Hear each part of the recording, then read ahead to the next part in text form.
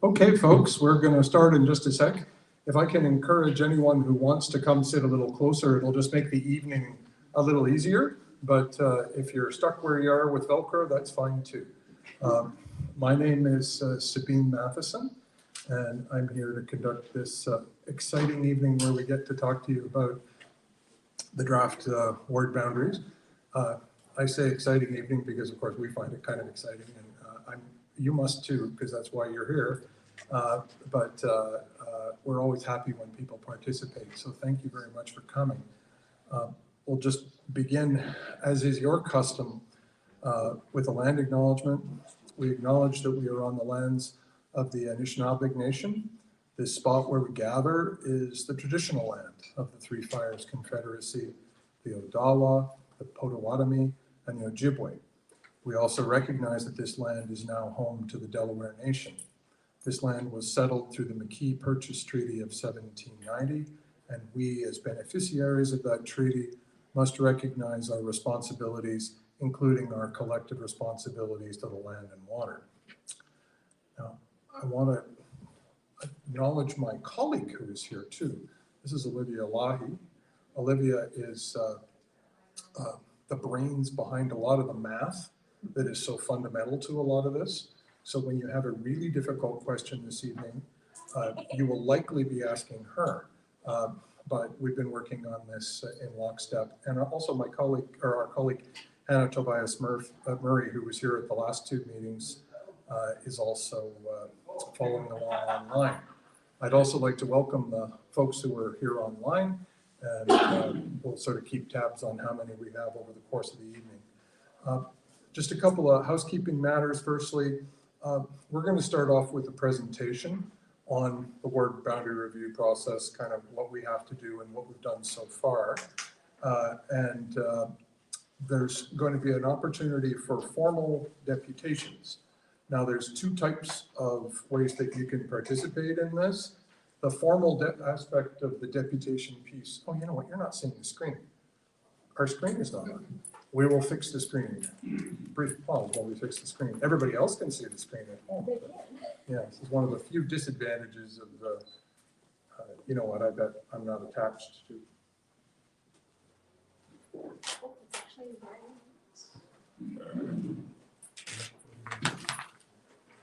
There will be a brief pause.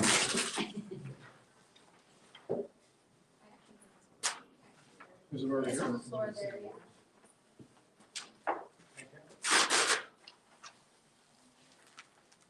Aha.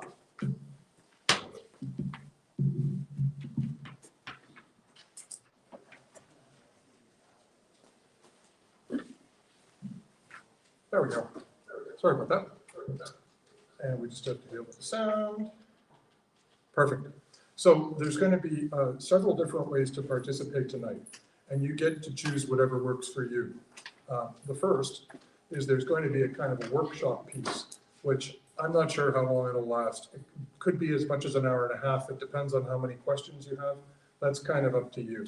But we're going to take you through all the different principles and all the elements of this. And the idea is to give you a really thorough briefing about it. And you can ask questions throughout that process, and they're not timed or anything like that. Like, that's not formal deputation stuff. That's just, you get to ask questions that make sense to you, and we're happy to answer them. The second thing is, around the back, there are large copies of the maps. The reason we put them there is because we stand in sympathy with anyone who has a hard time reading a small map.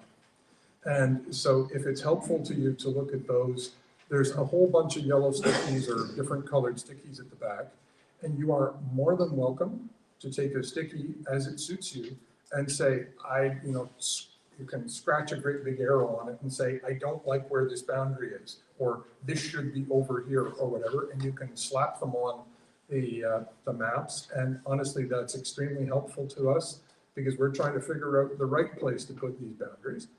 So you're welcome to do it that way. The other thing is there's an online version of the survey, which is a great way to communicate with us too. Frankly, all the information goes to the same place, and you're looking at her right here. But of course, it'll all get to us, and we'll take it all into consideration. But the other thing that you're allowed to formally do is pursuant to the Chatham-Kent procedure bylaw. We will also receive at the end, if anybody wants to make a deputation of up to 5 minutes, we are more than happy to listen to them. If we get a run on the meeting and we have a couple of hundred people show up who want to talk, then we'll do as many as we can this evening, and we'll accommodate others as we require to do it. But what we will not do is keep you waiting till 11 o'clock at evening for a chance to speak for 5 minutes while you listen to lots of other people. So we'll find a way to keep that as efficient for you as possible. But if you have your questions answered over the course of the workshop, then you can reach us, whether it's by putting a yellow sticky on the maps at the back or whether it's by answering the survey. It's all the same, but it's what you prefer. We're here to listen. So the overview, we'll do this summary. At the end, that's when we'll do the formal deputations, and that little QR code there, that's the place where you can access the survey, but you can always access it through Let's Talk Chatham-Kent. You don't have to do it tonight on a small phone. You can do it at home from the comfort of a laptop or your larger screen or whatever. So that's a sort of a basic outline of how we're going to approach today. I just, a couple of brief facilitation minors. Just remember, I know many of you have been here to meetings before, so I love answering your questions. So they are all welcome. And online folks, you are welcome to use the chat to share comments. But it's just important to remember this meeting is subject to the codes of conduct relating to the Municipality of Chatham-Kent. And as it says here, anyone conducting themselves in a way that disturbs, disrupts, or impedes the orderly conduct of the meeting, interrupts or makes derogatory statements or hate speech or defamatory comments may result in removal from the premises. But I suspect that I've never really seen an unruly ward boundary discussion, so I'm not sure that we're going to have any serious risks with that, but it's good to know that we're protected by the code of conduct. So, I should maybe call up Olivia, because she's going to tag team some of these slides with me. But to begin with a bit of a project update, this is kind of the equivalent of saying previously on Game of Thrones. We've been to council twice now. And at the October the 7th meeting, we were instructed to develop options for 7 ward boundary options. And one was what we called the modified status quo. And as you know, the current structure's got 6 wards and a council of 18, so 17 councillors.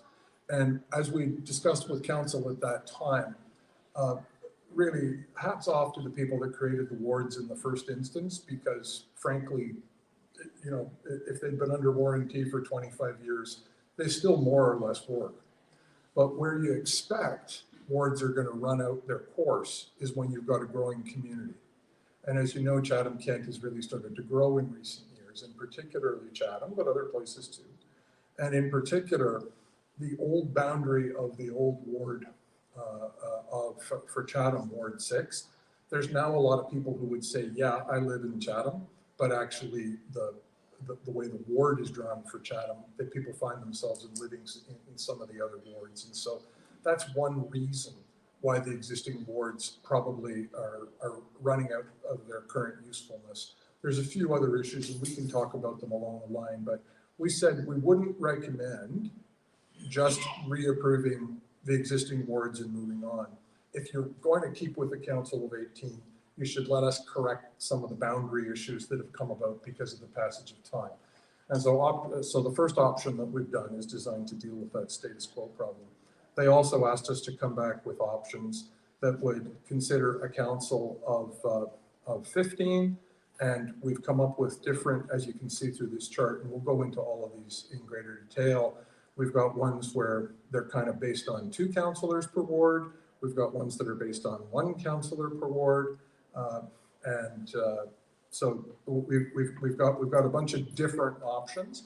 And probably the biggest intellectual challenge as you go through this is keeping straight, well, wait a minute, are we trying to solve here for how to have a council of 13, or are we trying to solve for how to have a council of 15? But you'll get to see the real practical challenge is you've got this growing population, and the way we approached it was to try to solve first for what would be the right balance of a numerical representation. If you said, how much should Chatham have? And then how much should everyone else have in terms of what's the appropriate representation based on population? And once you solve for that, then it's an exercise of how do you slice the pie to have all the wards be relatively the same size, and relatively the same size in 2 senses: the population that is to be represented, but also the burden of serving the geography. So it's like a giant puzzle that we're trying to put together here to achieve that. So with the review process, just a reminder, we're an arm's length entity, and so we undertake broad consultation. We talk to council, but we talk to everyone else too. And one of the important points is, whereas council will ultimately vote on how this is disposed, that's as it should be under the Municipal Act. What we're really trying to do is, our responsibility is to make recommendations.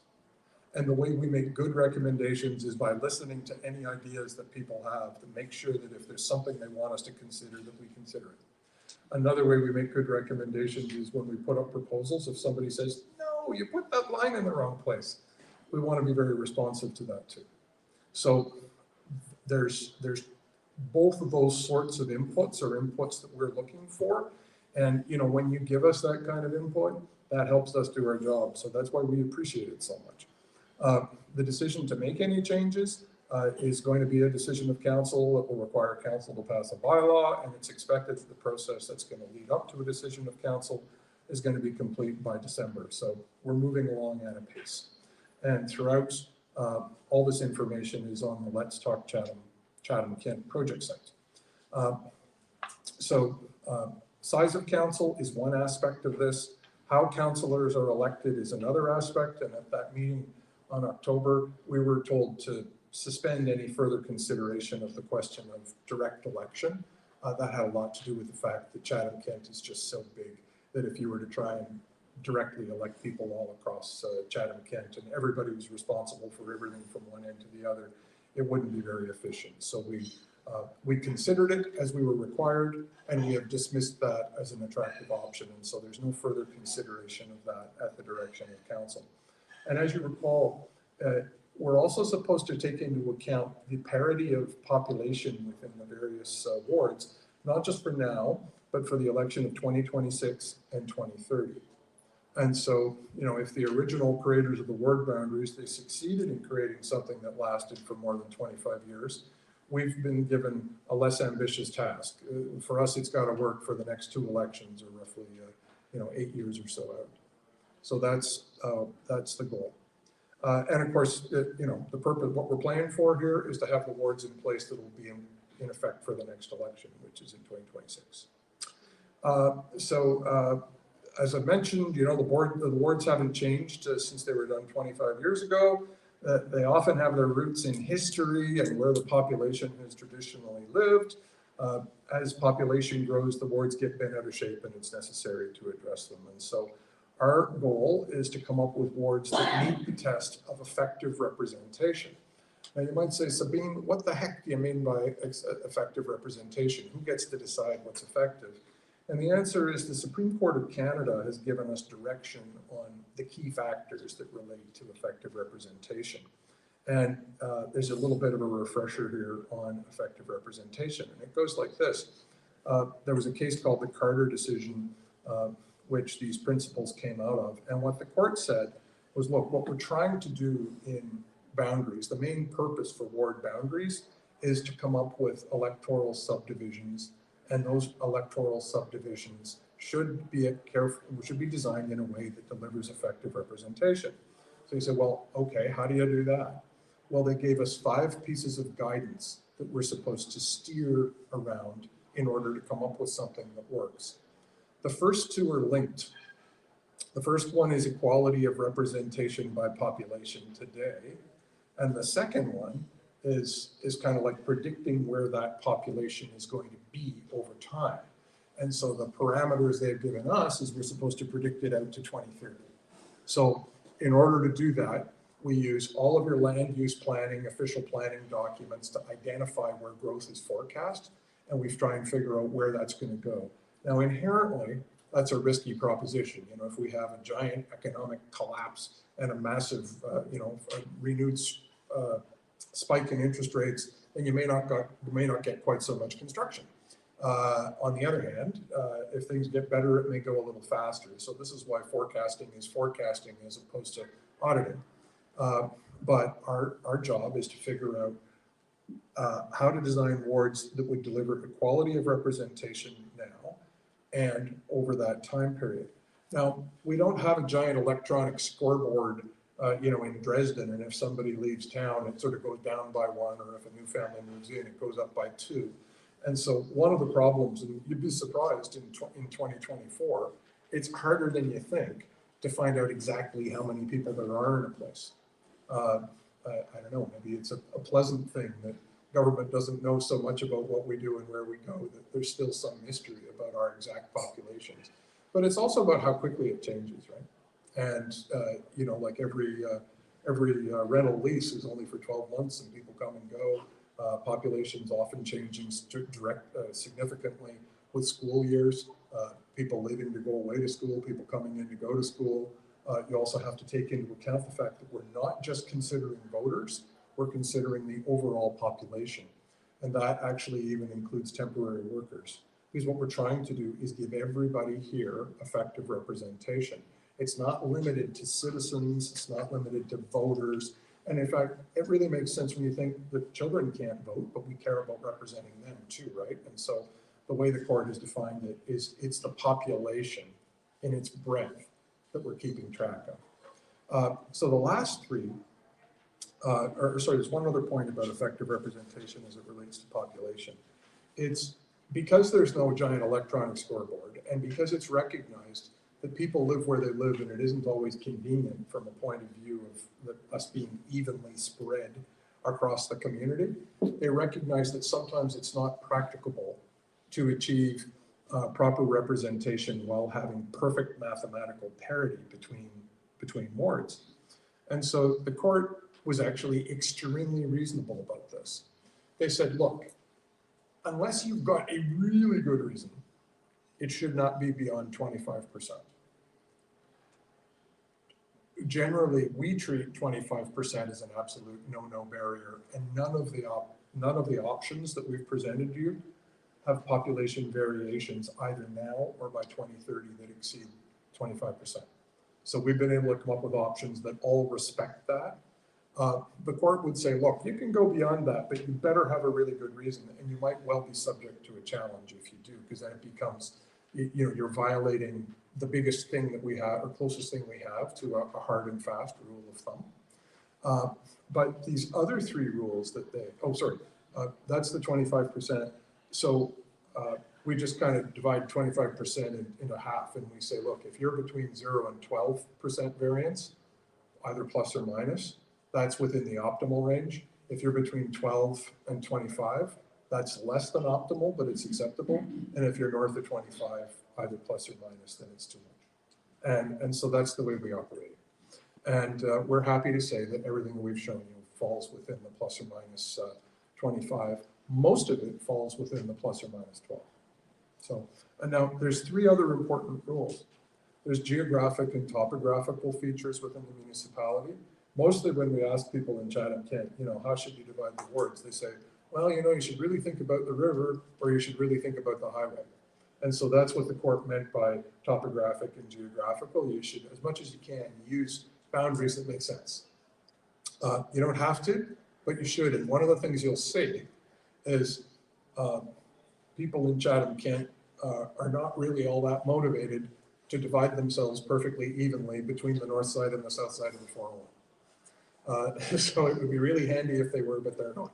So that's one of the reasons why it's sometimes difficult to use either the river or the 401.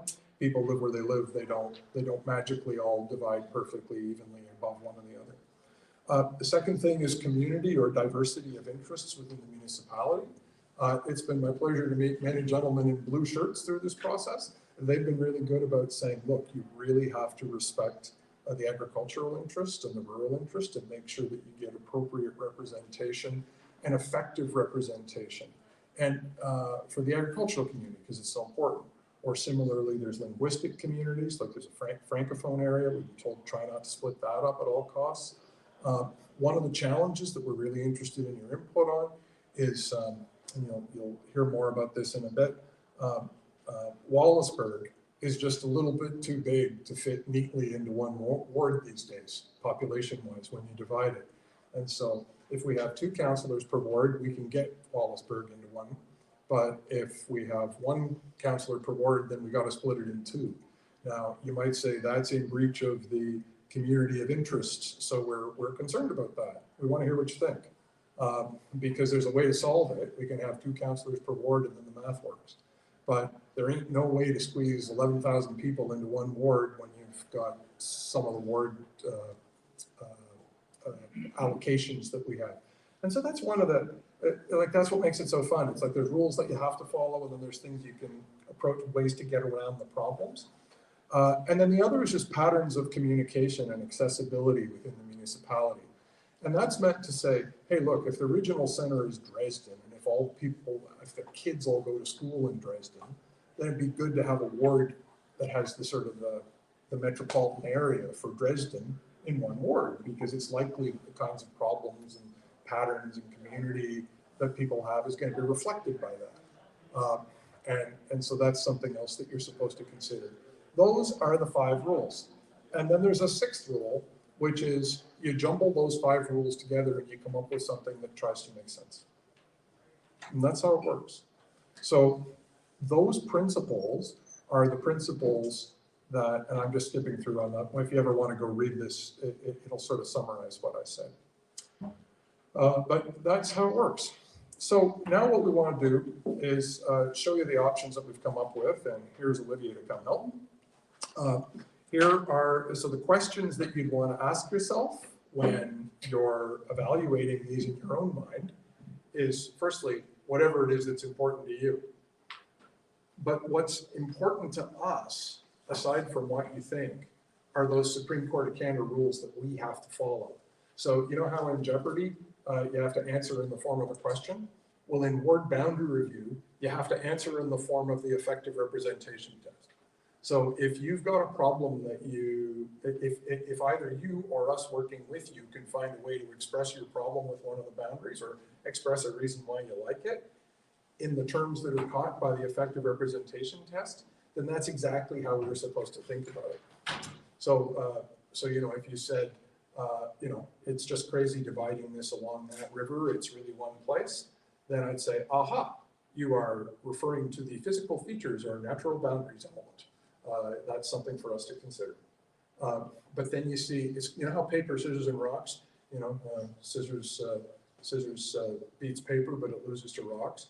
In the paper, scissors, and rocks of the effective representation test, we may not want to divide something at a river or at a highway, or we may want to do it.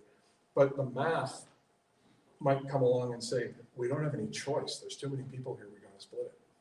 So that's how those rules, when the rules collide, you just got to figure out how to have them make sense. And that's why this is one part art and one part science. So to introduce the first option, this would be the modified status quo option. And Olivia, wanted to? Yeah, sure. So, all right. So as Sabine mentioned, council directed us to create options for a council of 18, as closely resembling the kind of current electoral model that they have right now, and tidy up the little areas that didn't make sense, where there's a little bit of more population variance than we need, or where there are neighborhoods that could probably be better encompassed within a ward that they are maybe just adjacent to. So this is our tidied up version of your status quo. So it is a 6-ward version for a council of 18, so 17 councillors elected by ward plus the mayor. And in this version, you continue to have kind of a variety of number of councillors elected per ward. So you can see in Chatham, 7 councillors are elected in Ward 6, and then 2 councillors are elected per ward in wards 1 through 5. So let me, I'll just, so tell me, Olivia, why did you go from 6 councillors to 7 in Chatham? So as Sabine mentioned quite early on, one of the key design methodologies we used here was it looked at the greater Chatham area population, which is about 44%, and said for each size of council, all right, in a council of 18, what's 44% of 18, or 17, because the mayor is elected by the entire municipality. So if we have 17 councils elected by ward, how many of those will have to be elected in Chatham? And the math works out in a 17 councillor system as 7 councillors in Chatham. So that's how we figured out how many councillors will be elected in Chatham. I also noticed that you changed the boundaries. You made Chatham a little bigger, so talk about that. Yeah, so that refers to, earlier on I mentioned, specific neighborhoods that felt as though, especially in, to the south and just to the north, people felt like, well, I'm a part of Chatham. I consider myself to be a part of Chatham, but I'm not in the Chatham ward. I don't elect Chatham councillors, etc. So a part of the cleaning up exercise was, broadening those boundaries to better encompass where Chatham has actually grown over the last 30 years to better reflect the practical boundaries of where Chatham is. And so if we added 1 to 6, we must have taken them from somewhere. So who did we steal it from? So yeah, Ward 2, the option 18A, Ward 2 has 1 less councillor. It is geographically a bit smaller as well. And that's been primarily done by moving the boundary between 2 and 4, between Ward 2 to the south and Ward 4 to the south from the river down to the highway, and then also by bringing the southern end of Ward 3 a little bit into Ward 2 as well. Any other changes of note on this one? That's really, the only other thing is maybe in the top, in the northwest, you can see we have expanded Wallaceburg as well for the similar reasons as we did for Chatham, to kind of better reflect people along. I believe that is Dundas that feel like they are kind of a part of Wallaceburg and have always identified as that, and maybe weren't being effectively represented as part of North Kent or Ward 4. And just in case anybody doesn't have one, there's copies of the maps at the back. We don't want this to be a big eye test for you. So if the maps are easier for you to have a paper copy to look at, just go grab them. There's a whole big stack of them there. Now, we should also just describe for the first time how this works. Oh, So I think it's actually a cat toy repurposed. it may be, but give away all my secrets. All right, so for reading these charts down here, which may be a bit challenging on the screen, but is much clearer on the big maps and the ones at the back of the room. So you can see for all the wards are numbered, 1 through however many wards there are. Next to that, you can see the number of councillors that are in that ward, as well as the total, which includes the mayor. So, or it doesn't include the mayor, sorry. So, we say this is option 18 or 18A because there are 18 members of council. The reason that doesn't equal this number is because we haven't included the mayor. The next row you can see is the ward population for that ward. And so these are just the number of people in that ward. And this is divided, you have the 2024 population here, and then same thing here for 26, and then, or 2026, and then same thing here for 2030. And you see they're all coded green. Green on this chart means that they all fit within the optimal parity, which is within the band of 12.5%. The way we would code this if it didn't was if you see the ones that are sort of a pale yellow, that means they're actually between 12.5 and 25%.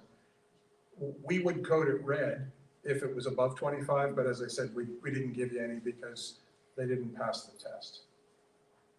Right. Yeah. So that, and then so the colored column for each year is the variance from the kind of optimal target ward size.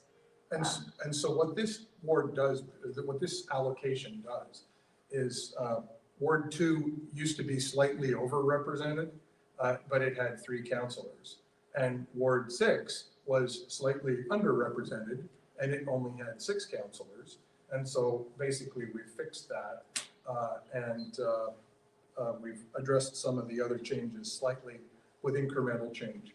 So what this allocation does is it get you a few more years out of basically your existing structure, clean up the area, the aspects of it that are the least attractive, and would allow you to go ahead with a council of 18 if that's what you prefer. So that's the summary on this. Just happy to take any questions, and we've got a microphone that can come visit you. Anyone here? Actually, you know what? I can probably do the microphone.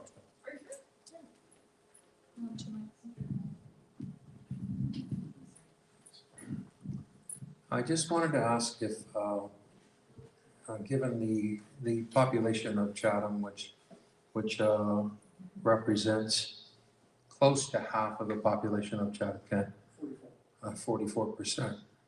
We look at all of the options and we see 5 to 7 councillors, when in reality, given track record of voting in the past 2 terms, in each of those scenarios from 18A to 13C, we have 1 more in terms of equal representation of voters in Ward 6 or whatever it's called, because we have a mayor that is voted mainly by the citizens of Chatham.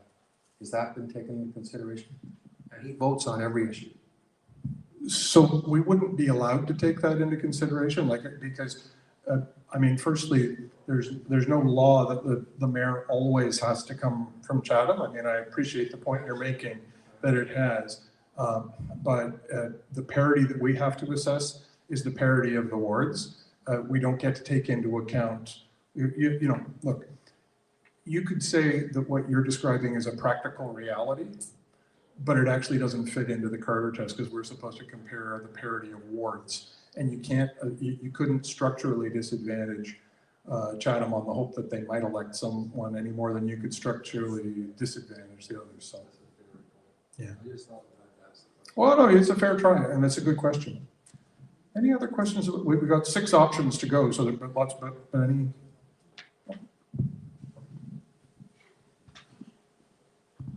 I had a question about these numbers you have here, the 12,000 or 14,000 for each.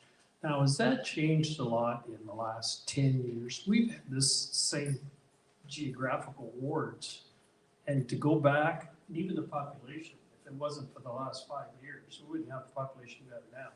So when these wards have been in place for how many years? And now all of a sudden we're looking at, oh, we'll change that. We got this over here, and we got this over here, and maybe nothing gets done about it. So I know these numbers, and then they got to 2026, and I guess how those numbers were derived, are they from projections from the last 5 years, the last 2 years? Because I grew up here, and I know what the population was, where we had all the factories. We had 45,000 people, 45,000, and we don't have a whole lot more right now, other than the last couple of years with these new houses, Park Ave, 𝗵 and whatnot. So I just don't understand where they, where these numbers are coming from. Olivia, do you want to start? Sure.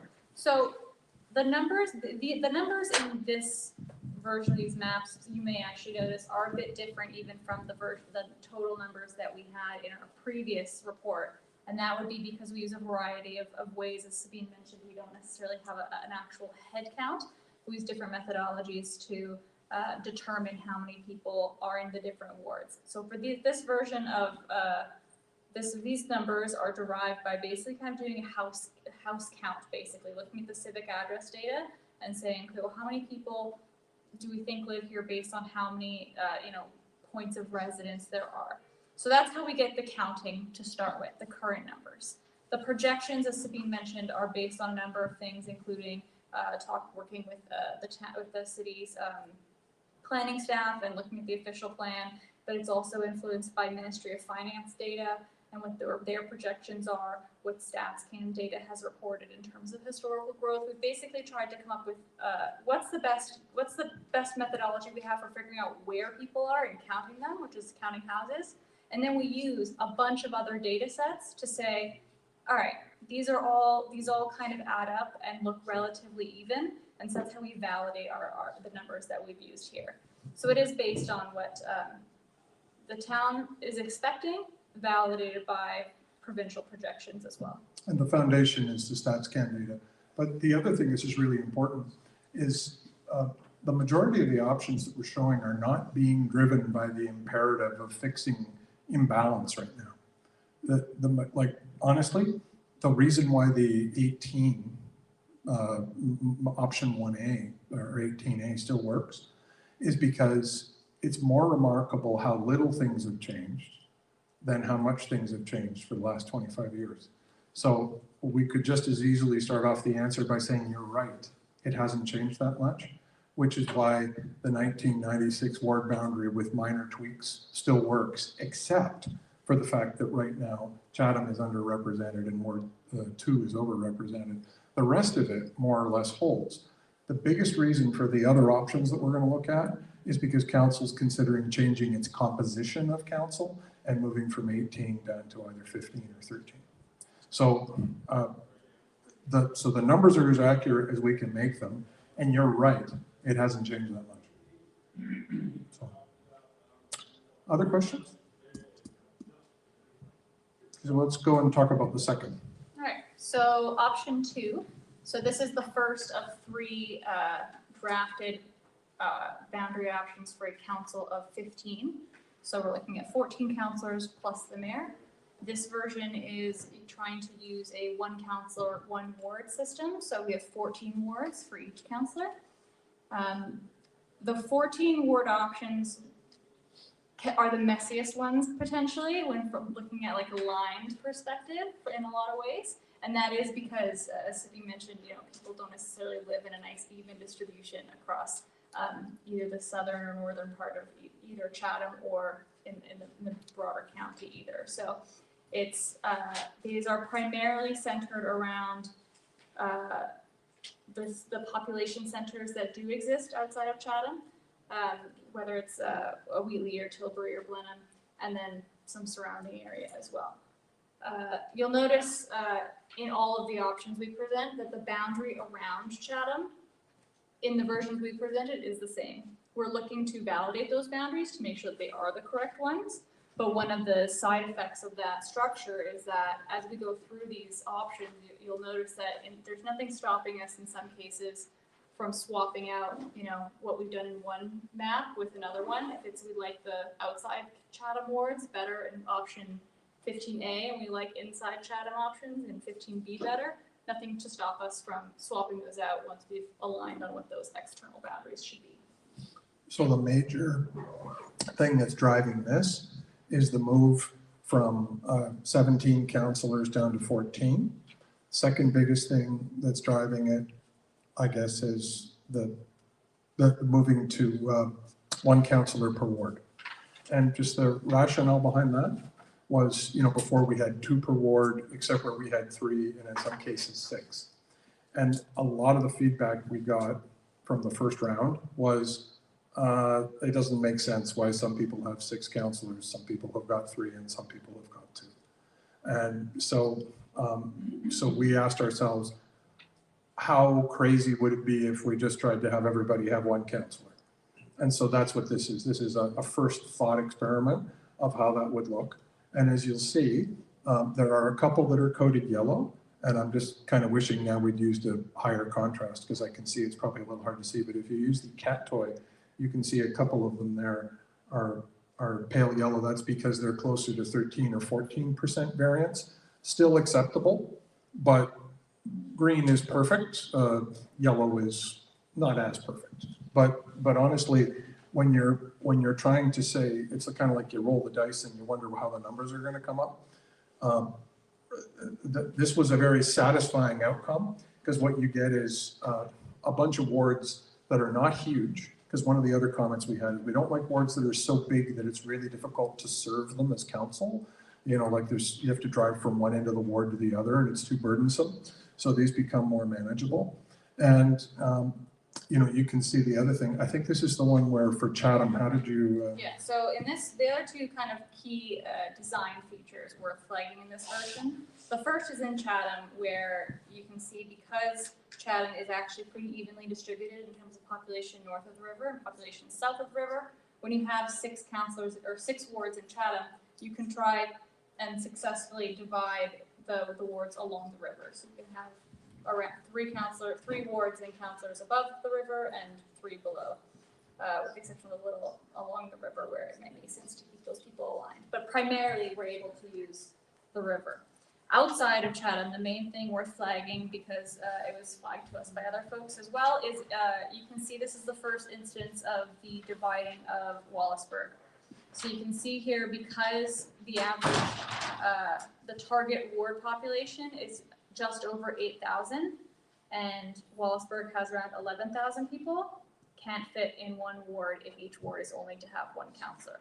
So in the versions where we have had to divide 𝗬𝗧burg, in most of these options, we have used the Sydenham River to divide it. And the reason we do that is because it's a pretty evenly splits the population, so it doesn't dilute 𝗬𝗧burg's voting power too much. They have 2 right now.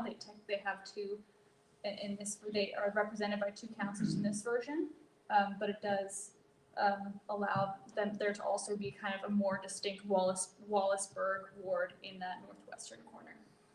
I think just to make it easy, why don't we just do the other 15s, and then we can take all your questions about the 3 options that are about 15s, and then we'll do the 13s. Sure. So option 3, which is 15B, is again a council size of 15. So we're looking at 14 councillors plus the mayor. So in this version, you can see actually the Chatham wards are the same, because if we are trying to use the river, which we heard we should use, this was kind of the preferred model for Chatham if there's 6 councillors in Chatham.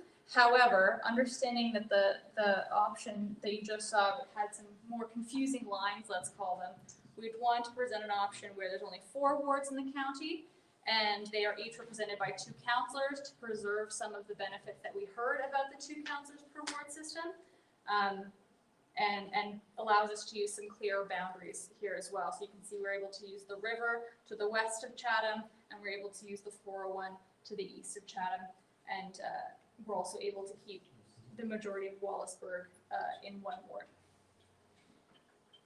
And yeah, the 𝗬𝗬sburg is the key factor here because it stays in one place.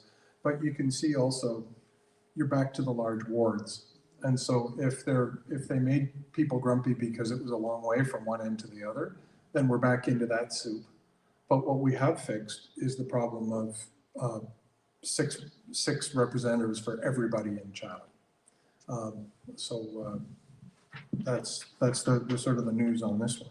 And also you saw that from a parity point of view, the numbers were pretty good again, 13s and 14s, which isn't bad. And then the last option for a council of 15, again with 14 councillors elected by ward, is where each ward would have 2 councillors. And so that means that we're having the same kind of wards in the county as you just saw in the previous option. But here we've presented a version of Chatham that has 3 wards. And we've designed these based on a model of trying to have each ward have a little bit of the more downtown Chatham, as well as a bit of the more suburban and growing parts of Chatham. And I think this was the one where you said the river boundary versus the highway boundary. There was no choice to use the highway because the Ward 4 just wouldn't be big enough. Or sorry, it would be too big rather. Ward 1 wouldn't be big enough. Yeah. So, and because of the fact that we've used the same exterior boundaries of Chatham, you could plug and play this 3 ward version. If you thought 6 wards was too many, you could have 2 per. And you could plug and play, but you could have 1 per elsewhere. So if you said, look, 2 per is okay in Chatham, but we'd mostly like to go to 1 per elsewhere, we can mix and match a little bit, which is kind of cool. So any questions or comments or anything on the 15s?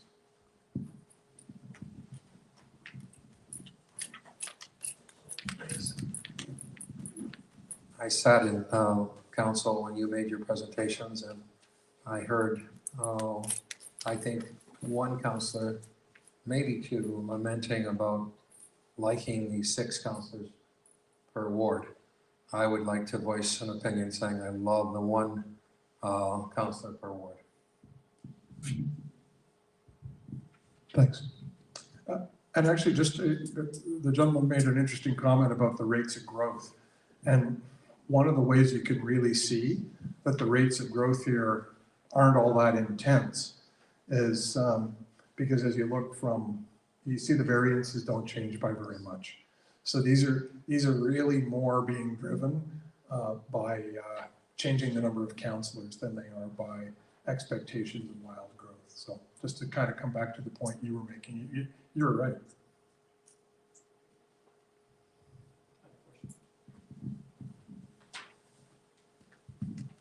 I kind of think that the 1 councillor per ward, that the gentleman over here said, would make it more personal. You only got 1 councillor to account for in your ward if you can get a hold of them. But then on the other aspect is, instead of having 6, because if they have 6 in one now, lots of people are going to go with that certain person. I'm not going to call that person over there. I don't care for that person. You got to deal with the person in your ward you voted for. And they actually, maybe on our second thought is the other option is, I think was option 4 or something, to say, listen, okay, you guys want to go down to 15, we'll put your option of two councillors in every ward. One's on holidays, can't get a hold of, you got the other option, one gets sick, you're not going to get any representation. I can see either one of those 2 options being what I would do, but hey, thanks. Thank you.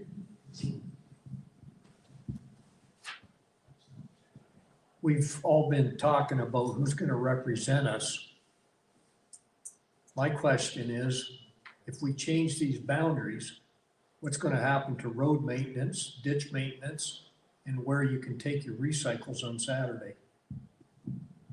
Quick answer is nothing, because this is really just about elections. It's not about service areas.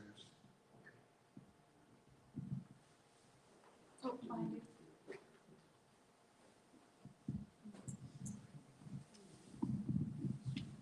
This option number 4, it's basically, I call it simple.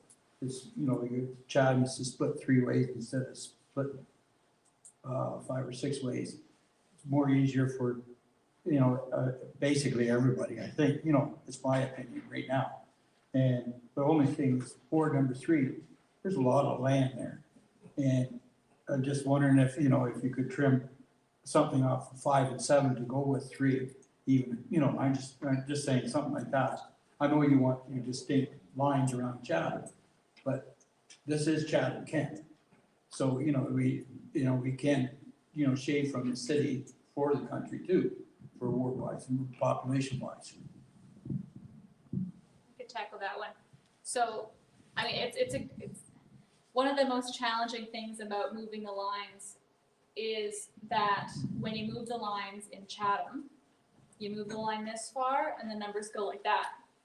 And in Ward 3, you move the line this much and the number doesn't change at all, right? And so if I want to get the numbers to move a lot in something like Ward 3, you have to move the boundary really, really far. So you end up, you know, if I could say, okay, well, let's move the boundary up from Ward, you know, you could move it up from Ward, so the from the 401 up.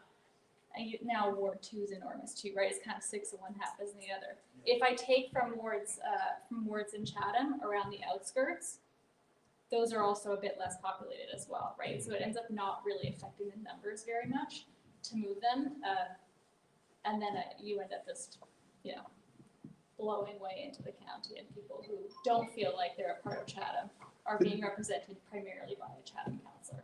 And that actually raises another really interesting point, which, you know, we were challenged to really take into account by the gentleman from the OFA, which is, and it actually gets, we often get asked the question, how about a pie-shaped thing where you have these like radial spokes coming out, and so you have a bit of Chatham and then something from the county and a bit of Chatham and something from the county. And the problem with that is 1 or 2 big apartment blocks in Chatham can have as much population as the whole rural area. And so then what looks like a rural ward is really just another urban ward.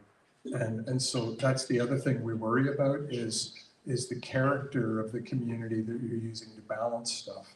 So yeah, like trying to figure out the appropriateness of the community of interest versus the distance is like one of the biggest trade-offs that just keeps you up all night on these things. So it's a great question. We've got one here and then I'll get over to you. Thank you. When you look at, for option 4, when you look at Ward 3, one of the constraints, I mean, I realize you're basing it on population, but one of the constraints you have to consider is that that's probably one of the only places where you have not used the river as a natural boundary.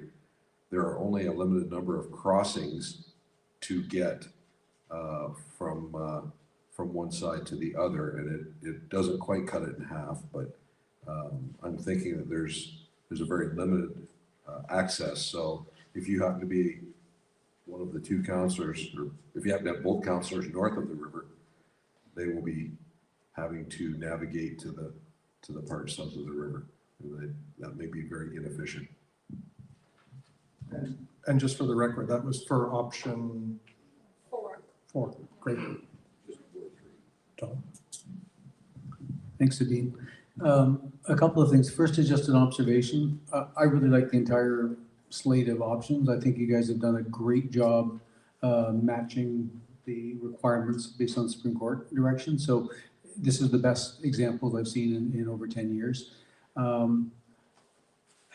With respect to the number of council members per ward, I used to work for the city. So what I had heard previously is the council members in the rural wards, they were the ones that really liked having 2 representatives per ward because of the distance that Sabine's talked about. So they really found it hard to sort of cover all the distance if you had 1 per ward and then they had a larger area. The other thing that we haven't talked about is the impact of Chatham having 6 people elected within the city of Chatham. Our city clerk is here, municipal clerk, but we've had over 20 people on the ballot. And, you know, sometimes people can be elected in that 5th and 6th position and they have relatively few votes. So the quality of candidate that enjoys a certain level of support, I think it would go up if you had 2 per ward and then people really have to demonstrate that they're really confident to provide it. So I'd like the 2 per ward. I like option 4, and I'm open to hear the rest. But yeah, congratulations, really good work. Thanks. So, oh, have we got an online question? That's so cool. How many people have we got online? 15. Look at that. So I have a question from Suzanne. Why is it that all wards except Chatham are rural or urban? Can Chatham ward boundaries be aligned more with the rest of the community? Thanks for the question, Susan. Olivia, do you want to start that with a math answer and then we can go in from there? Sure. So the math answer is likely that like a lot of the communities outside of Chatham are then not large enough on their own to make up an entire ward on their own. For example, probably the largest community outside of Wallaceburg is probably Blenheim, and that only has has just under 4.5. It just has just under 5% of the total population, which doesn't about 5,000 people. If we're targeting in this version, you know, roughly 8,000 per ward, we run into an issue there. And then you have the same problem. And actually, you can see in in the option 2, you can see when we are targeting around that 8,000, around Blenheim is one of the smallest wards because it is one of the areas that is most densely populated. So the short answer is just the communities outside of Chatham are not quite populous and dense enough to make up their own individual wards. And then what happens is you start to run afoul of the quality of representation question, because what you don't want in our business is to make it so you look at people in rural areas and you say, oh yeah, you've got perfectly good representation here. Look, it's a great big ward. And they look at you and they say, yeah, but the very, very extreme end of it is a suburban area that's got, in just a few blocks, more people than the entirety of the rural ward, and it actually isn't a functioning rural ward anymore. So that's the main reason. But it's a really good question. So thank you for that.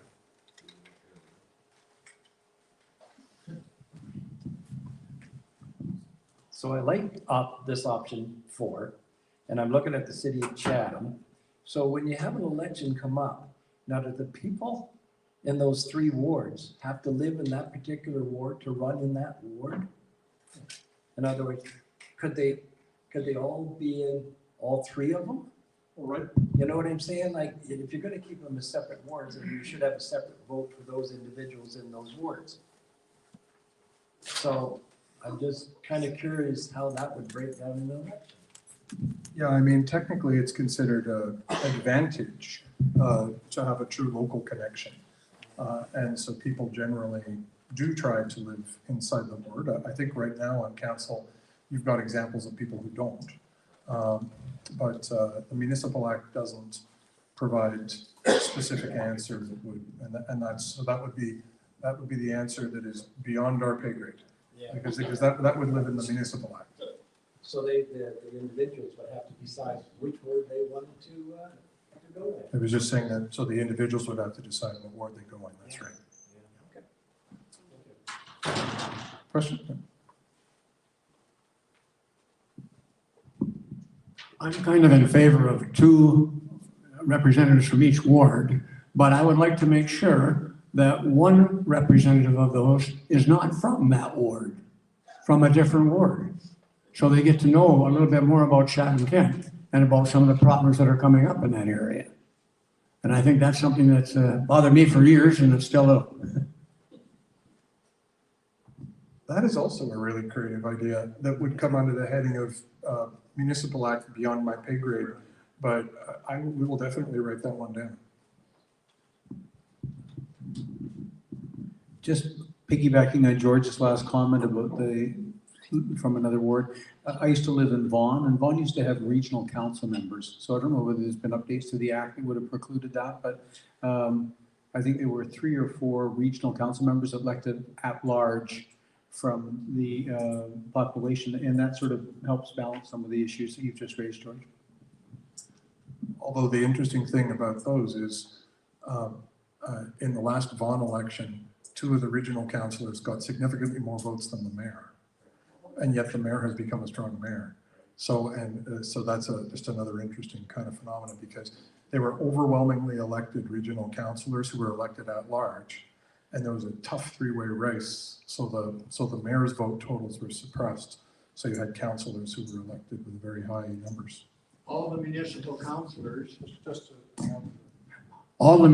councilors, are supposedly representing Chatham-Kent. Am I correct on that? And I'd like to see that rather than, we've got a few little kingdoms, some coming up in here with some people, and I'm concerned. So, you know, I don't want to get too deep into that because, well, firstly, they're not really kingdoms. They don't really have much to do with service delivery. They have to do with creating a fair, like really it's about the right of the individual for their vote to be relatively equal to somebody else's vote. So the reason why we divide it up is because unless you want to elect everybody at large, so like we could have 17 people running around like the mayor trying to get elected across the breadth of the place. But that's a lot of kilometers back and forth. And it's also a lot of, you know, potential, you know, what's the municipal councillor equivalent of ambulance chasing, be pothole chasing, I suppose, right? And so nobody really wants that. And so I think the better way to think of it is, if we're going to be dividing it up so that it's fair, so individuals have a vote that, you know, my vote, it has as much electoral power as your vote has electoral power, then what's the rational way to allocate it?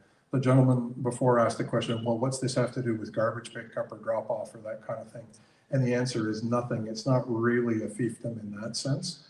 But where you do have a point that I want to acknowledge is, you know, you do hear about people having like a fiefdom because they always get elected in this neighborhood. And that's where it can feel that way. But at the end of the day, council did direct us to move to a ward-based system as opposed to an at-large system. And frankly, that would have been our recommendation for a place as large as Chatham-Kent. I mean, if there's one thing that's true about Chatham-Kent is it's one, geographically, it's one of the largest municipalities in the province. Second largest. Yeah. There's somebody else on there.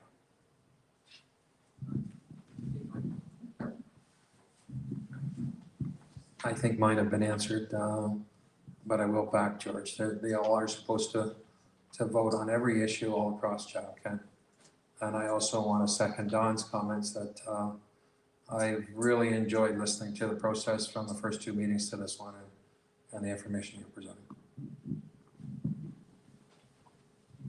That's really nice, thanks. And you know what, under the Municipal Act, councillor's job is to act in the best interest of the municipality as a whole. You're absolutely right. But in almost every code of conduct I've ever seen, and I'm pretty sure yours, it says that they have an obligation to represent their constituents. And so unfortunately, that means it's absolutely clear that you're supposed to act for everybody and you're supposed to act for your home gang. And so the Municipal Act combined with codes of conduct mean that it's up to the councillor to choose how to balance the collective and the local interest. And that's one of the complexities that's built into our system, which is fascinating. So let's dive into the ones that are 13s. All right, so the first option, I've been instructed, I gotta get close to this. So the first option for council size of 13 is option 5. And so we're looking at obviously one mayor, and now we're looking at 12 councillors elected by ward. So this option 13A is using a 1 councillor per ward model. So in this case, we have 5 councillors in Chatham and 7 councillors in the surrounding wards. Here again, you can see just starting at one corner that we are doing the division of Wallaceburg as we have in others. We've tried to use, again, the highway and the river wherever possible as a boundary. And in Chatham, we have tried to use a model of something of like a downtown, like a core ward with, and then more surrounding suburban wards has been the kind of design principle around the Chatham ones. Those are the kind of key features. And how are the allocations? Really sweet. Only one at 13. So that's even a rounding error because at 12 and a half. Yeah. So that one works quite nicely from an allocation point of view. Yeah. And why don't you jump on to 13B? So option 6, so 13B, this is basically the exact same principles around 1 councillor, 1 ward, or 12 councillors elected by ward. But we've tried to offer an alternative here. So you can see in Chatham, we have not used the river. We've just tried to kind of do again a circular, similar to the 3-ward system, where as many wards as possible have a little bit of the core Chatham and then a little bit of more suburban Chatham. And then in the county wards, we have tried to stick to the principle of the river as the dividing feature here. You'll notice that the numbers in this version aren't as nice, and that is because in the county, as is in Chatham, there's a roughly even division in population north and south of the river. So having an uneven number of wards north and south of the river, as is required if there's 7 outside of Chatham, means that the math isn't perfect. So you can see in Ward 2, we're well within what's acceptable, but we're definitely not in what is optimal. But that is trying to be respectful of the river as a boundary. And what this is, we sometimes call this the toothpaste tube dilemma, that, you know, how you can squeeze toothpaste within the tube, but you can't like make it magically go from one end to the other. You've got to squeeze it all the way through, right? And so this is the ward that has a negative variance, but the problem is Ward 6, its neighbor, you can't squeeze it properly to get it to work out. So this is probably one of our least favorite options because the numbers are just a little less elegant.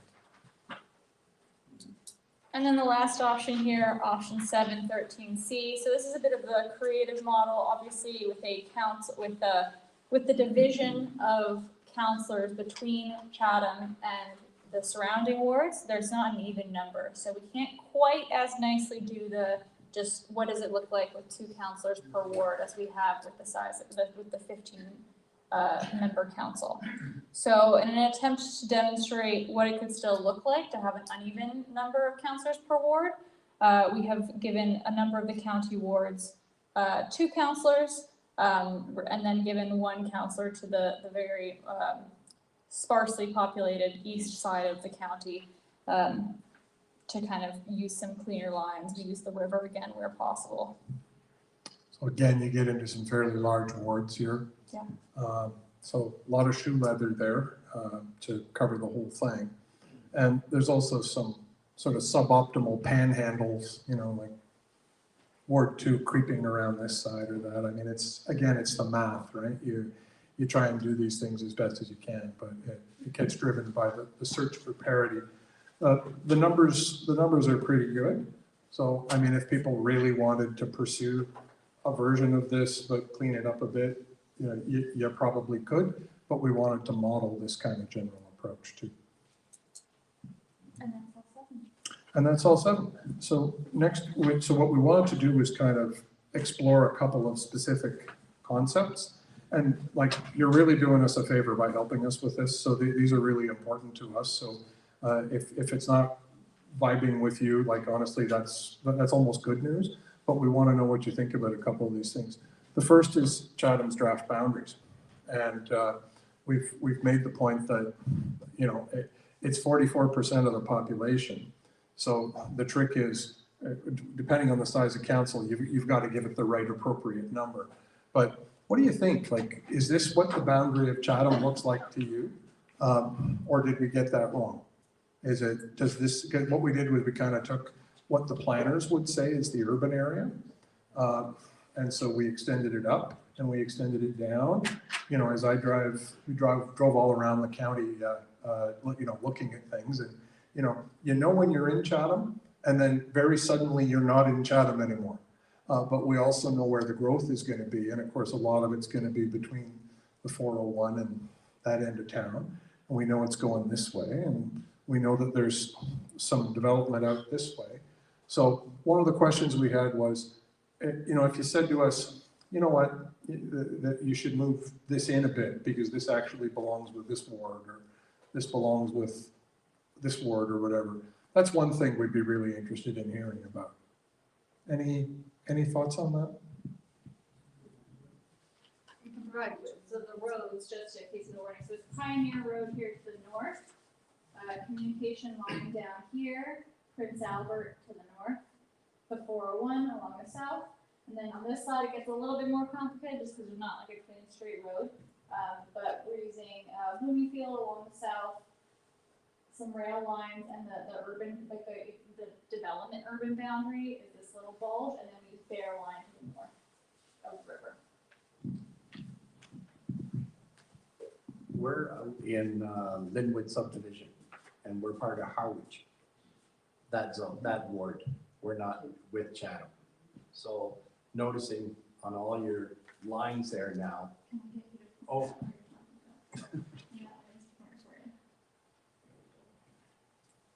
Right there. Linwood subdivision, yeah. We're currently in Harwich Township now, but I noticed everything here is showing us into the city basically. And is that good for you, All I know is we're paying for fringe garbage collection and whatnot, when we've done subdivision, so we just don't know what. So if you were down south for the summer and somebody said, "Where do you live?" Would you say I live in Chatham, or would you say I live in Harwich? I say I live in Harwich. Well, there you go. You see. So anyway, then if you think we're being too hasty about lumping you in with Chatham, then that's the kind of thing we want to know. And you know what? You don't have to decide now. You can. This is where classic example. You can put it on yellow stickies on the boards. You can stick it in the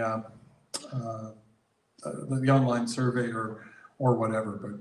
But this is the kind of granular feedback that we need. Other thoughts on the boundaries?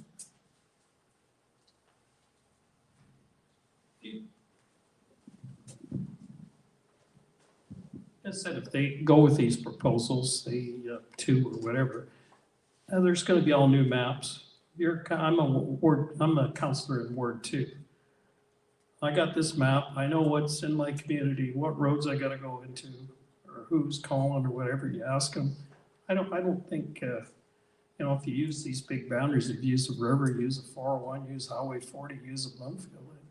If the counselors, and like I said, they do cut down instead of 6. Well, these people, you won't get 20 people running anymore. They'll be serious about running. Because why run if there's going to be 20 people, a lot of people. So people are serious about running and want to do some good for their community and whatnot. They're going to put their name forward.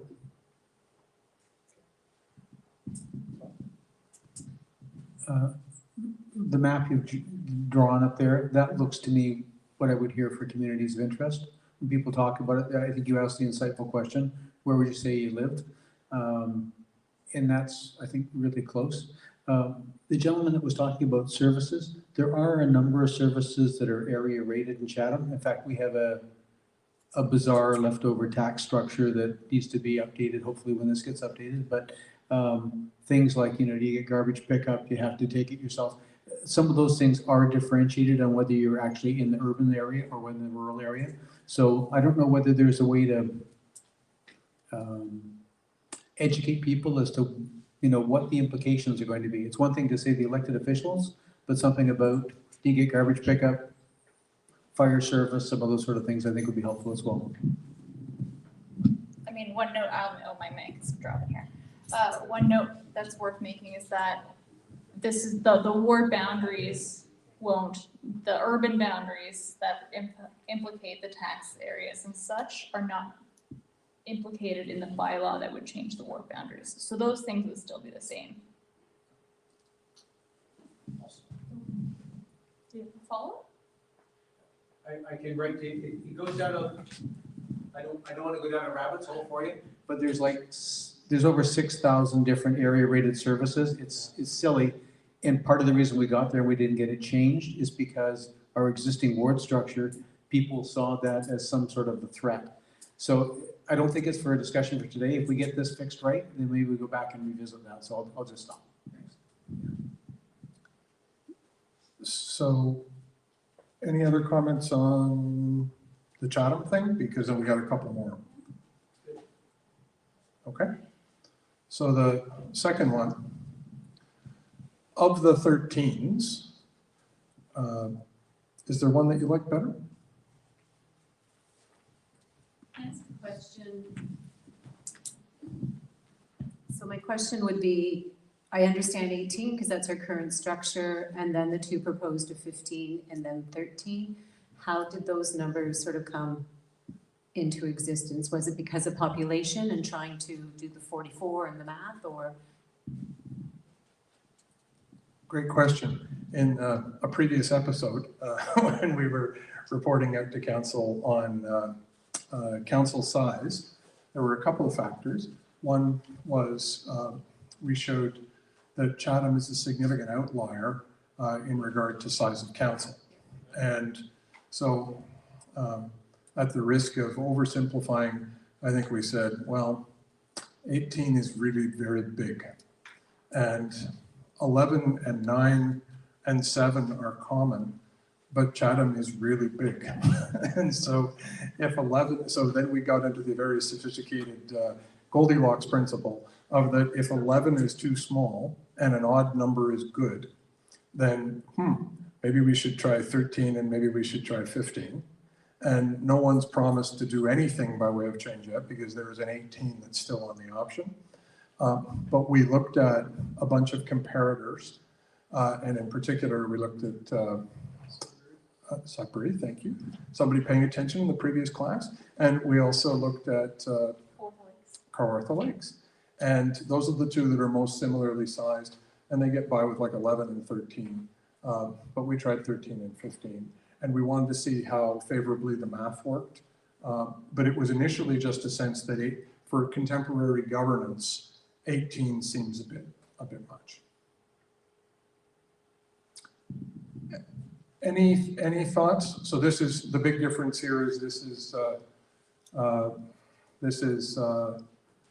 6. And so you've heard the one comment about that you might get a better quality of councillor if you divide it. And this is divided into 5. And that one is also divided into 5, but a different allocation.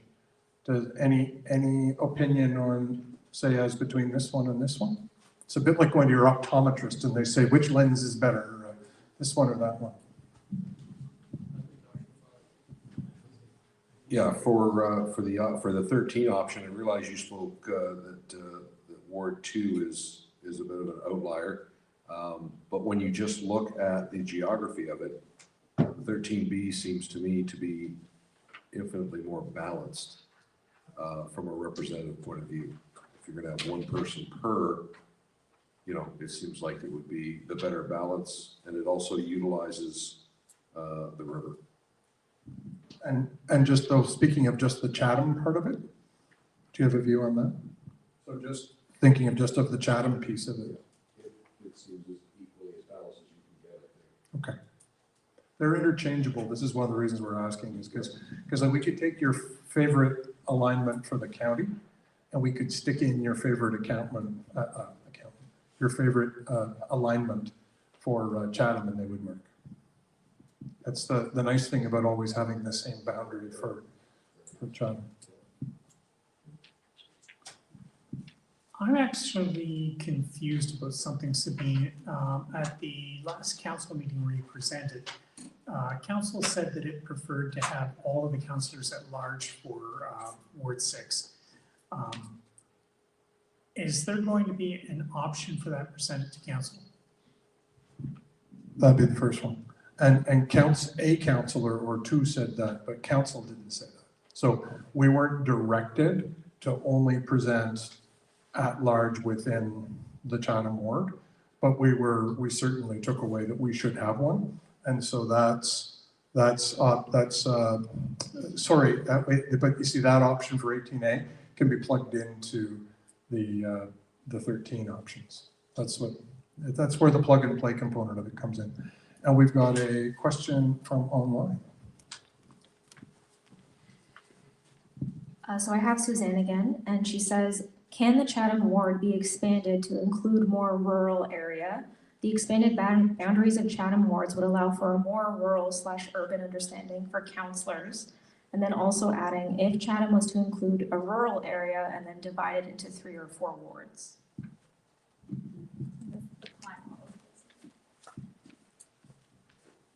So the math answer there is that we run into a similar issue where as you expand the boundaries, it just starts to get mathematically challenging because of the density of population within Chatham, right? If you would have to start adding councillors into that area, the farther out you go. So that's kind of the math answer, but I think probably more pertinent is the...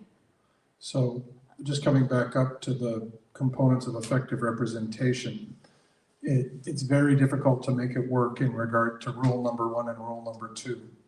But it also kind of typically falls afoul of rule number 4 around community and diversity of interest, because it's a little bit country and a little bit rock and roll makes for a really good song, but not for great representation.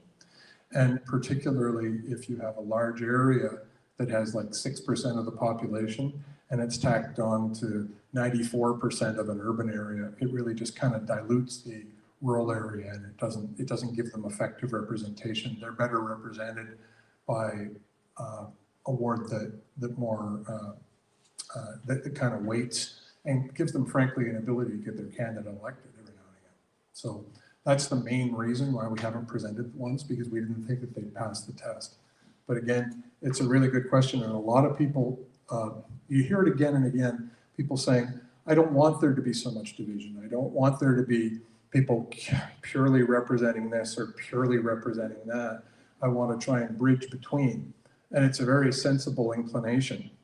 But the problem is, if it's a sensible inclination that relies on human nature as opposed to mathematics, then you really run the risk of giving people a kind of an insurmountable opportunity. Because if your opportunity of bridging together is just you can't overcome it because of the math. It's not an effective representation model. So that's why we haven't done it, but I really appreciate your question. So yeah, you know what? So we probably weren't as clear as we should have been, but if in any of the 15s, we can plug and play any of the Chatham alignments. And so to just come back to the gentleman's question there, we can have it be at large in Chatham, or we can divide it by whatever adds up to the right number with whatever boundaries you see here. So they can plug and play. This is the next one we wanted to ask. Any preferences in a council of 15? Do you have any preferences for how Chatham looks? And so it could be 15 with 5 at large. 6 at large. Or sorry, 6 at large. Or it could be 6 as you see in option 2, or it could be 6 as you see in option 3 with 2 per ward instead of 1 per ward. Any preference there? Thank you. So my preference would be for the 15C option or option 4. So we have every ward gets 2 council members to represent it. If I could just clarify one other piece about the elected at large piece, I think I used language something like the current system allows people that are not the same quality. A better way to say that would be if you have 6 people elected, like 2 or 3 people are going to have 4,000 or 5,000 or 10,000 votes. The person that slips in at 5 and 6 position might only have 1,000 votes. And yet for the whole term of council, all those council members have the same weight when they vote on different issues. So I think I want people that are elected that also have the right to speak for the people that elected them. And that's more people. So it's one of the reasons I like option 4. Thanks. Option 4, I'm leaning towards more option 2, with the 6 councillors and 6 wards, because you're not getting that big group that's representing Chatham-Kent now, 6 of them in town here. And with that many, you could say, oh, hey, we'll all get together. We're all from Ward 1, Ward 2. Oh, what do you think? I'll do this, we'll do that. And I don't think for the people, the representation, if we have more representation, if we have 2 in every ward or 1, it's going to be better for the people as far as, hey, my vote's here or whatever. I haven't got 6 on council that are all from this 1 ward, and there's some vote sway that might go on in council. Well, it has been going on, so.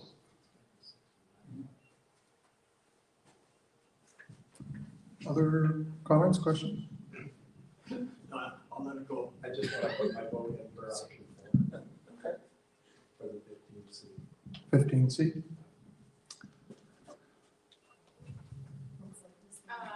Oh, that's me. Actually, it says it's likely spam, because I don't have a very fun life. So, Rogers, or perhaps it's duct cleaning. It could be. Any other comments on this? I guess I say I know, personally, I know many of the councilors. And it's rather interesting because I talk to some of them and they say, don't talk to me, I'm not your councilor. So I say, how can we get more things done with that kind of it's a block where they say, I can't do anything, I'm not going to help, I can't help you like that. And that's too bad, I feel badly that way. Thank you. Thank you. Other comments on this? You want to jump to the next one? Wallaceburg. Okay, this is another one we want your input on. So in several of the options, Wallaceburg is divided along the Sydenham River. And that's, what do you think? Does that, have we got any folks here from Wallaceburg who have a view on this? Anybody from Wallaceburg online? Well, we're putting out a call for Wallaceburg. And if anybody has any views on this, we're just curious because there's different ways to get around it. And you know, 2 per solves the problem because you can have 1 Wallaceburg ward then. You got 1 comment? just the meeting, the council meeting one time, the councillor for Wallaceburg, the BIA was also gonna be split, excuse me, because of the, they're dividing at the river. I think if you keep Wallaceburg as one sum, it'd be easier that way, Thanks. Yeah, it's worth noting that we did, after that, go and check all the BIAs, and so the official Wallaceburg BIA is all on the west side of the Sydenham River, so it is, the BIA itself is not divided.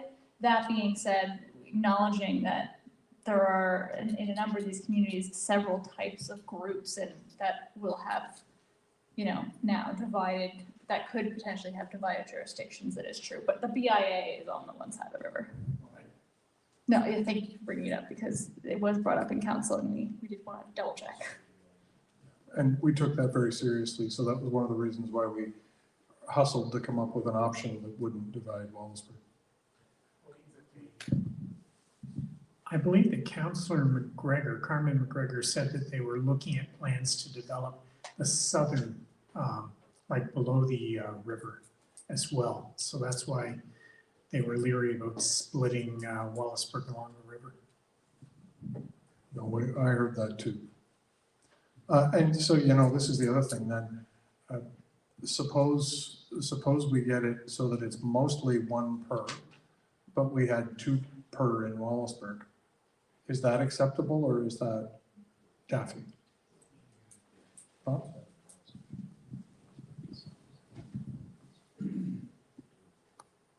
I would have to say probably not, just because I think it provides them with a different structure. So I would say if you are happy and you can get it to where you have 1 per, and Wallaceburg is your only unfortunate outlier, they may have to adjust. Okay, thanks. Other thoughts?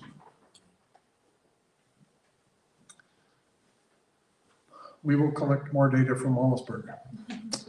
And this one, you want to introduce this? Yeah, so this is, earlier we asked about the Chatham, and specifically the idea of you can plug and play. Here now, we would rather look at the county wards. So if you ignored the Chatham wards, is there a preferred alignment for how, in a council of 13, we divide up the county wards? So you can see here, there's 2 versions of a 1 councillor, 1 ward, and then there is a 7 councillors distributed unevenly amongst 4 wards.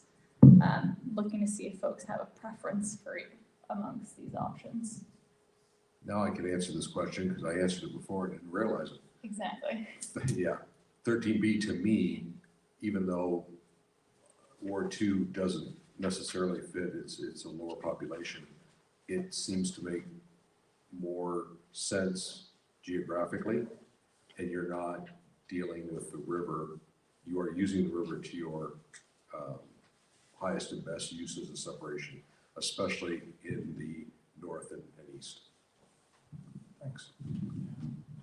So my question, looking at some of these, is when they're divided, are there some natural congregation places for the community? And that's would be my question, I think, with option 6, particularly number 2. And then even, I think that is 1, well, no, 1 would have, maybe it's whatever the yellow one is. Is there a place of natural congregation in case they wish to have a town hall or central meeting for that population to meet?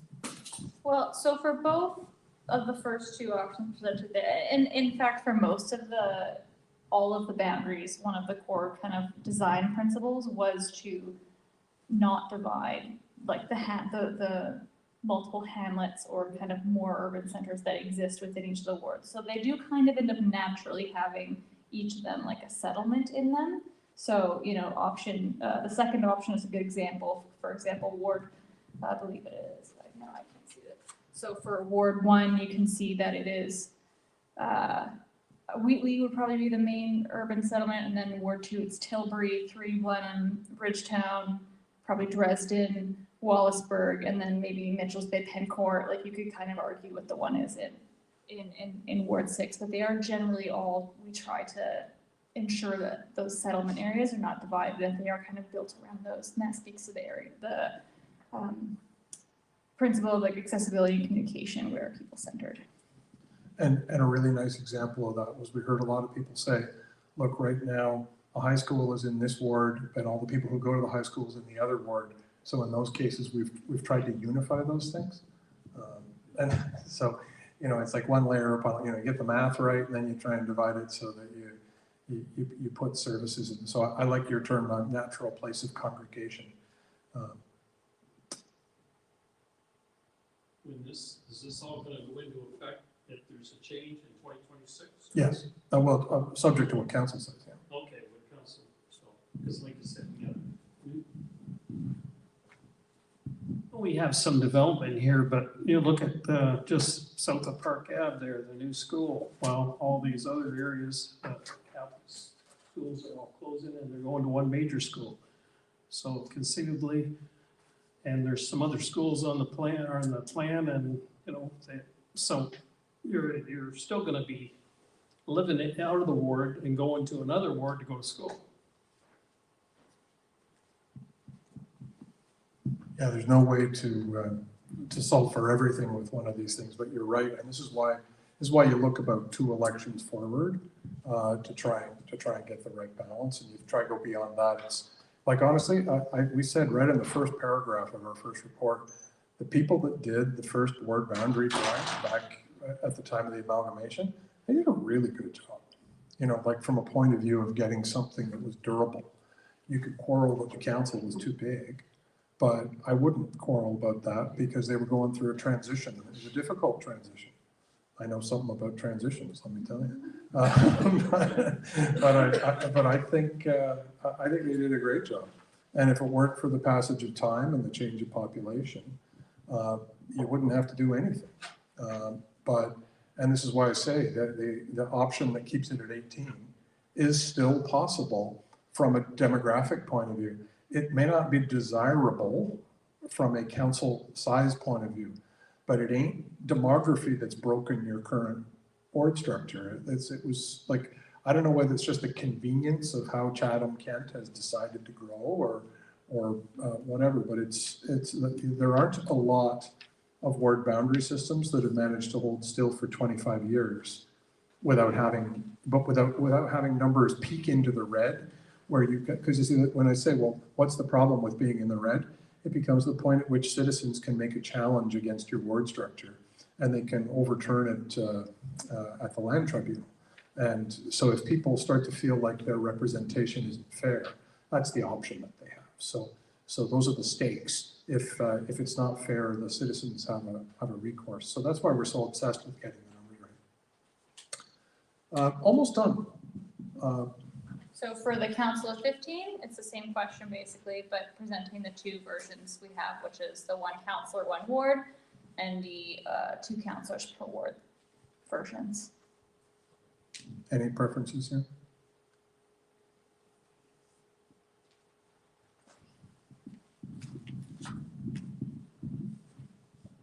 So I have a preference for the 2 councils per ward. And I think if you go in that route, the 2 councils per ward, whether it's 13 or 15 council members, I think there's a whole bunch of things that you correct, like your Wallaceburg issue and so on.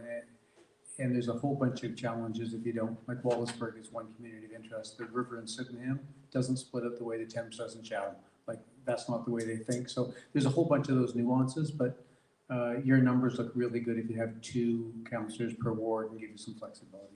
And I haven't seen politically that makes a difference the way council votes. Like, and everybody remembers when they feel like the councils have gotten together and voted in a certain way. I can tell you from sitting in council meetings for over 10 years, there's a whole bunch of times when councils split along what you would think would be rural versus urban lines, and they support, and a lot of that's through the Kent Federation of Agriculture having some great lobbying.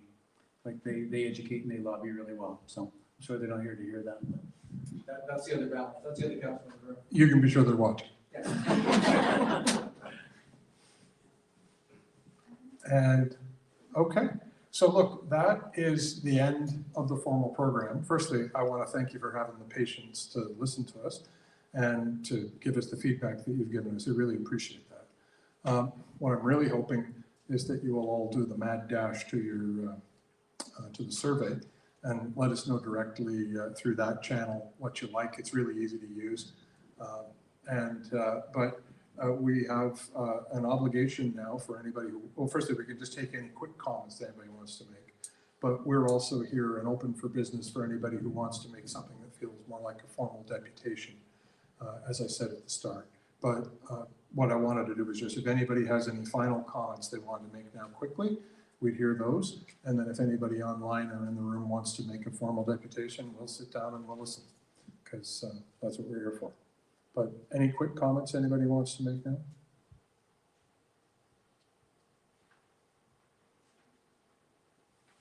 Well, please accept my thanks for being here.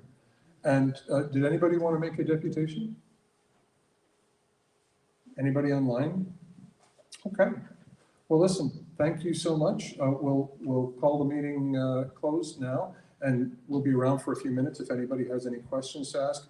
I particularly want to thank our frequent flyers, people who've been at previous meetings. It's much appreciated, your interest in this, and thank you for making it so enjoyable. Thanks.